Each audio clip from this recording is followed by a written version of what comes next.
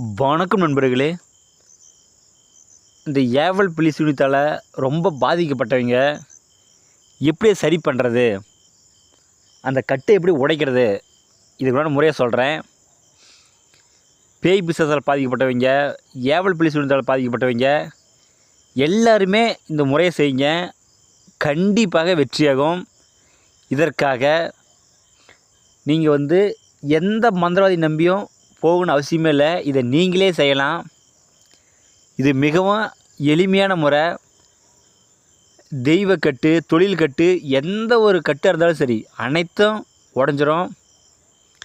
இதுக்கு உங்களுக்கு என்னென்ன தேவை அப்படின்னா, சிறு சின்னி, அதனுடைய வேறு தலை, தொட்டால் வாடி, அதனுடைய வேறு தலை, சென்னாயுருவி, நீலக்கடம்பு, கருங்காக்கணம், வன்னி, ஆவரை,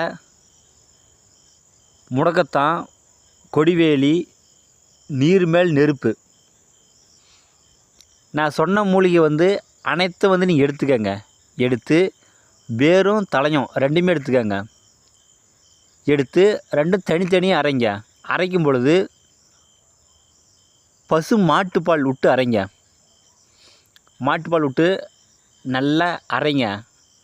அரைத்த பிறகு அந்த வேறு அரைச்சிங்க பார்த்தீங்களா, அதை ஒரு புளியங்கொட்டை சைஸுக்கு நீங்கள் வெறு வயிற்றில் நீங்கள் குடிச்சுக்கங்க. அந்த தலையை உடம்பு ஃபுல்லாக பூசுங்க. காலையில் நீங்கள் பூசிட்டிங்க அப்படின்னா ஒரு 2 மணிக்கு மேலே நீங்கள் குளிச்சுக்கலாம். இது போல் ஒரு 3 நாள் நீங்கள் செய்தால் போதும்.